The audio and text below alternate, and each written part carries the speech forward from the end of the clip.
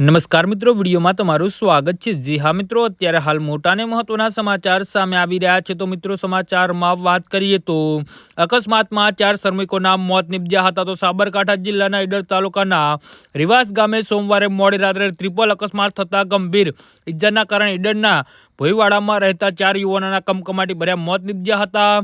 સોમવારે રિવાસા ગામે આવેલી સમાજવાડી નજીક મજૂરી કામ કરીને ઈડરના ભોઈવાડામાં રહેતા 4 જણા રિક્ષામાં ઘરે જઈ રહ્યા હતા।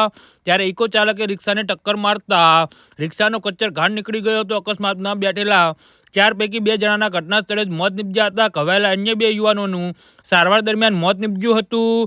આ અકસ્માતમાં એક બુલેટ સવાર પણ ઇજાગ્રસ્ત બન્યો હતો અને અરવલ્લી જિલ્લાના ધનસુરા તાલુકાના રાજપુર ગામના વતની અને ટિંડોઈ પોલીસ મથકનો કોન્સ્ટેબલ તરીકે ફરજ બજાવતા મહેશભાઈ પટેલનું ગત રોજ સોમવારની મોડી રાત્રે માર્ગ અકસ્માતમાં મૃત્યુ નિપજ્યું હતું। વિધિની વિકૃતતા હતી અને મૃતક પોલીસ કોન્સ્ટેબલનું મૃત્યુનું કારણ પોલીસની મોબાઈલ વાન બની હતી। કંટ્રોલના મેસેજના પગલે મહેશભાઈએ સહિત 3 કર્મી ટોમ બાપુના કંપા પાસે હાઈવે ટ્રક ઊભી રાખવાની પૂછપરછ કરતા હતા। ત્યારે શામળાજી પોલીસની જીપે 3 કર્મીને ટક્કર મારી હતી, જેમાં મહેશભાઈનું મોત નીપજ્યું હતું અને અન્ય 2 કર્મીને ઈજા થઈ હતી। જી હા મિત્રો, તો આના વિશે તમારું શું કહેવું છે તો નીચે અમારી કમેન્ટ બોક્સમાં જરૂરથી જણાવજો અને અમારી યુટ્યુબ ચેનલને સબસ્ક્રાઈબ કરવાની ભૂલતા નહીં। ધન્યવાદ।